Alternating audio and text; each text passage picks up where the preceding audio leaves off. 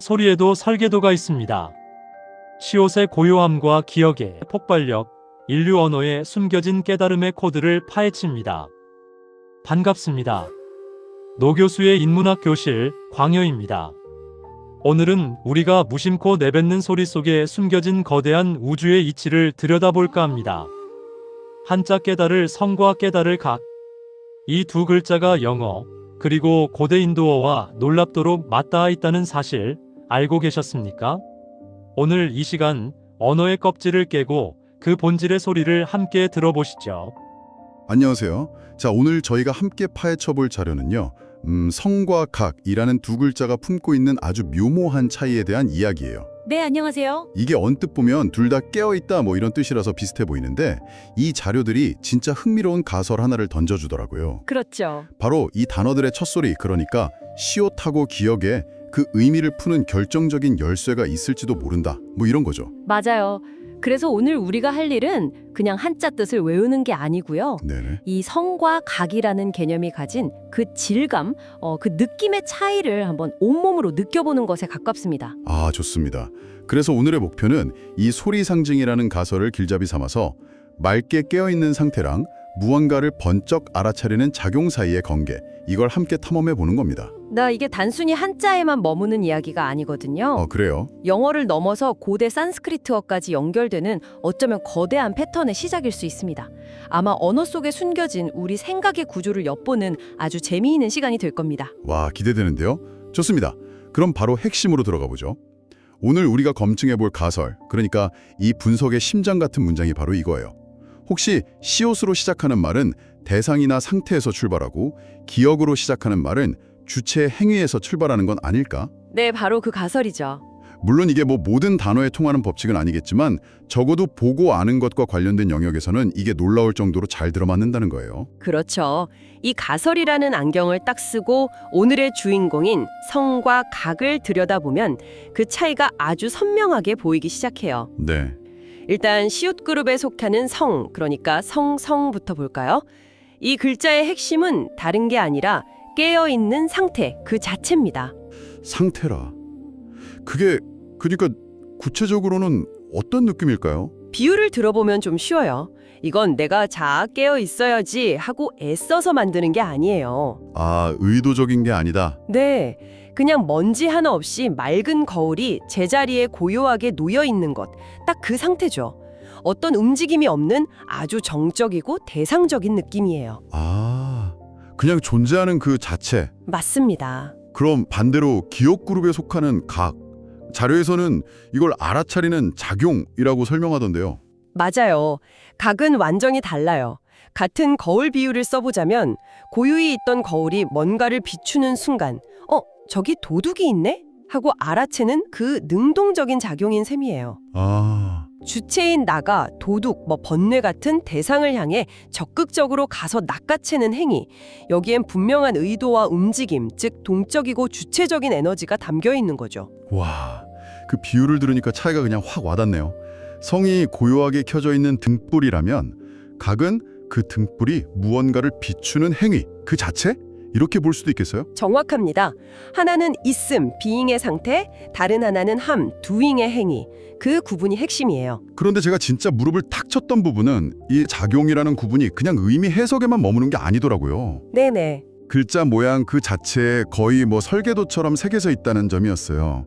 성자를 한번 뜯어보면 마음을 뜻하는 신방변에 별 성자가 붙어 있잖아요. 그렇죠. 밤하늘의 별. 한번 떠올려 보세요. 맞아요. 별은 막 시끄럽게 움직이거나 뭘 하려고 애쓰지 않잖아요. 그렇죠. 그냥 그 자리에서 스스로 고요하게 빛나고 있죠. 그야말로 상태 그 자체의 완벽한 상징 같아요. 네. 그래서 자료에서도 키워드로 정적인, 스태틱, 빛나는, 샤이닝, 상태, 스테이트 이런 단어들을 꼽는 거고요. 그럼 각은요? 반면에 각의 구조는 배울 학자의 윗부분이랑 볼견자가 합쳐진 형태거든요. 배움과 봄의 만남이라 이건 정말 역동적인데요. 네, 이건 하나의 사건, 이벤트를 담고 있어요. 무지라는 어둠을 배움을 통해 걷어내고 마침내 진리를 눈으로 직접 확인하는 그 순간. 아하. 잠에서 번쩍하고 눈을 뜨는 순간, 아니면 전혀 모르던 걸 아하 하고 무릎을 치며 깨닫는 그 찰나의 이미지랑 똑같아요. 그렇군요. 그래서 키워드도 파악하다, grasp, 얻다, get, 나아가다, go처럼 아주 능동적이고 힘이 넘치죠. 와, 이렇게 뜯어보니까 두 글자의 성격이 진짜 완전히 다르다는 게 선명해지네요. 제가 한번 제 방식대로 정리를 해봐도 될까요? 좋죠. 성은 내 마음의 거울이 얼마나 맑고 고요한가 하는 거울 자체의 품질에 대한 이야기고요. 각은 그 거울이 실제로 무언가를 비추고 아, 저건 저거구나 하고 알아채는 반사작용에 대한 이야기. 이런 것 같아요. 이야, 그거 정말 완벽한 재해석인데요. 맞아요. 딱 그 느낌 그대로입니다. 하하. 그런데 이 시옷 상태 기억작용이라는 패턴이 여기서 끝나면 좀 아쉽겠죠? 그렇죠. 이 패턴이 다른 한자들에도 적용되는 걸 보면 더 확실해지더라고요. 네. 예를 들어 시옷 그룹, 그러니까 대상이 주도하는 경우를 보면 보일 시자가 있잖아요. 네, 시. 이건 내가 보는 게 아니라 신 같은 존재가 나에게 무언가를 드러내 보여주는 거잖아요. 계시라는 단어처럼요. 맞습니다. 모양 상상자도 마찬가지죠. 이미 드러나 있는 모양, 그 자체를 뜻하니까요. 그럼 기업 그룹은요? 반면에 기억 그룹, 즉 주체가 주도하는 행위를 보면 볼견, 볼간, 볼관이 있죠. 이 글자들은 전부 눈을 가진 주체가 대상을 향해 적극적으로 시선을 던지는 행위예요. 아, 다 보는 거네요? 네, 특히 볼관 같은 글자는 황새가 먹이를 꿰뚫어 보듯 아주 강력한 주체의 작용을 담고 있잖아요. 자, 그런데요. 이 패턴이 동양의 한자에만 국한된 게 아니라는 대목에서부터는 와, 저는 진짜 소름이 돋기 시작했어요. 아, 그 부분이죠. 솔직히 처음엔 이거 그냥 우연의 일치 아닐까 싶었거든요. 그런데 이게 서양 언어에서도 발견된다니 이건 진짜 뭔가 있는 거잖아요. 네, 언어학에서는 이걸 음상상징이라고 부릅니다. 음성 상징이요. 네, 소리가 상징성을 갖는다는 건데 영어 사례를 보면 정말 놀라워요. S로 시작하는 단어들을 한번 떠올려 보세요. see, sit, stand, sleep. 그러고 보니 가만히 있는 느낌인데요. 그렇죠. 대부분 어떤 격렬한 동작보다는 정적인 상태를 나타내는 경우가 많아요. 와, 신기하네요. 그럼 K나 G는요? 정반대죠. kick, go, grab. 어떠세요? 와, 킥, 고, 그랩. 완전 강렬하고 폭발적인 동작들이네요. 네, 성과 가계로 봤던 그 고요한 상태 대 힘찬 작용의 대립 구도가 영어에서도 그대로 나타나는 거예요. 와, 이건 정말 신기하네요. 그냥 몇 개 단어가 그런 게 아니라 어떤 하나의 경향성이 보인다는 거잖아요. 맞습니다. 그런데 이야기는 여기서 끝나지 않죠. 이 패턴의 뿌리를 찾아서 고대 인도 유럽어독의 조상격인 산스크리트어까지 거슬러 올라간다는 대목에서는 정말 입을 다물 수가 없었어요. 바로 거기가 이 가설의 하이라이트죠. 산스크리트어의 어근, 그러니까 단어의 뿌리를 분석해보면 이 패턴이 불교 용어의 고향에서도 그대로 증명되거든요. 세상에. 자, S그룹부터 볼게요. 산스크리트어 어근 아스는 영어의 be, 즉 있다, 스타는 stand, 서다, 샴은 calm, 고요하다라는 뜻이에요. 전부 움직이지 않고 그 자리에 있거나 고요한 상태네요. 그렇죠. 성이 가진 그 별처럼 고요한 이미지와 완벽하게 통하잖아요. 와, 그럼 K나 G그룹은 당연히 정반대의 역동적인 의미를 갖겠군요. 그렇습니다. K나 G로 시작하는 어근들은 무언가를 만들고, 가고, 잡는 강력한 동작을 나타내요. 가장 중요한 어근 중 하나인 커르는 하다, 만들다는 뜻으로 우리가 잘 아는 업, 즉 카르마의 어원이 됐고요. 아, 카르마가 거기서 온 거구나. 네, 감은 가다, go, grasp은 잡다, grasp는 뜻이죠. 잠시만요. 그럼 이건 진짜 단순한 우연이 아니라는 거잖아요. 그렇죠. 아니, 고대 중국에서 한자를 만들던 사람들이랑 고대 인도에서 산스크리트어를 쓰던 사람들이 서로 연락을 한 것도 아닐 텐데 어떻게 시옷과 기억 소리에 대해서 이렇게 비슷한 느낌을 공유할 수 있었을까요? 이게 더 신기한데요. 그 질문이 핵심이에요.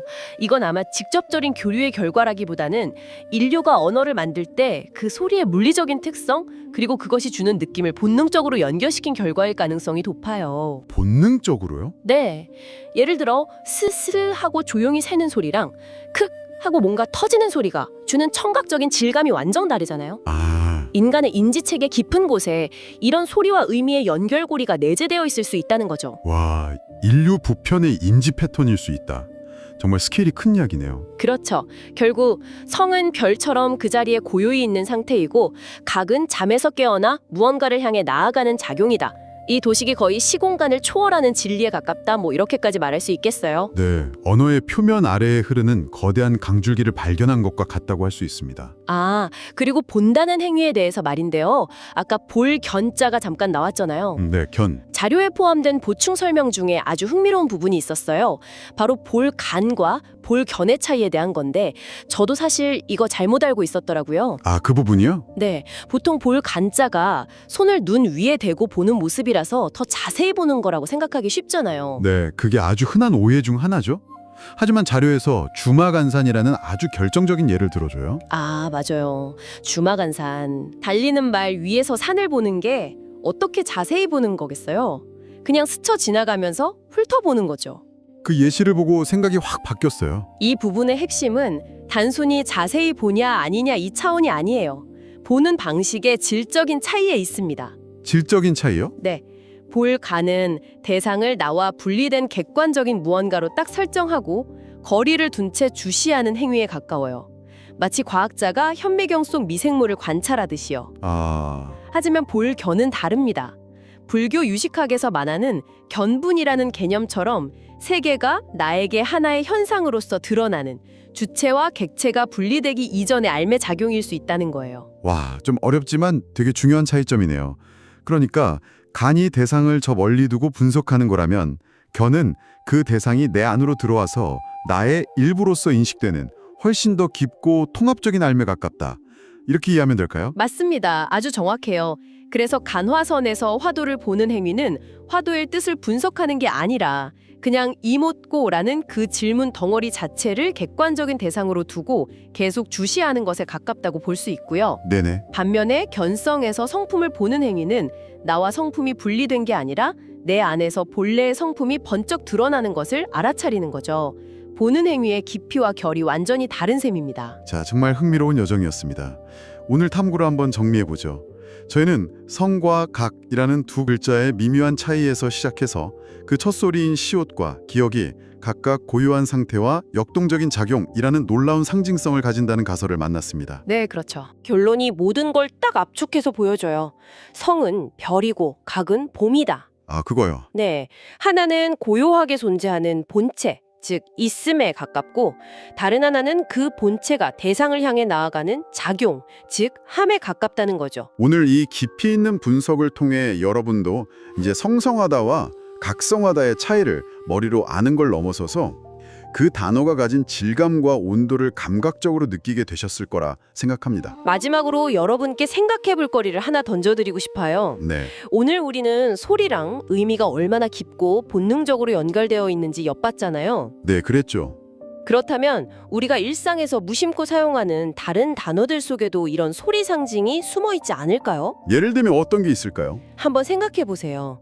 왜 작고 귀여운 것을 나타내는 단어들은 아기자기, 소담하다, 뾰족뾰족처럼 주로 밝고 높은 톤의 소리를 많이 가질까요? 듣고 보니 그러네요. 반대로 크고 무거운 것은 우르릉, 육중하다처럼 주로 낮고 어두운 톤의 소리를 가질까요? 와. 오늘 성과 각을 통해 발견한 이 깨어있는 감각을 우리가 매일 사용하는 우리말 자체를 새롭게 들여다보는 데 사용해보는 건 어떨까요? 어쩌면 언어는 생각의 도구일 뿐만 아니라 그 자체가 하나의 경이로운 세계일지도 모릅니다. 이제 강의를 정리하겠습니다. 결국 성은 그 자리에 고요히 빛나는 별이요.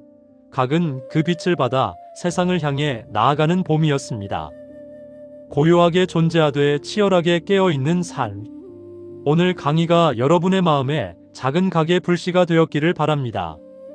다음 시간에도 또 다른 흥미로운 주제를 가지고 찾아오겠습니다.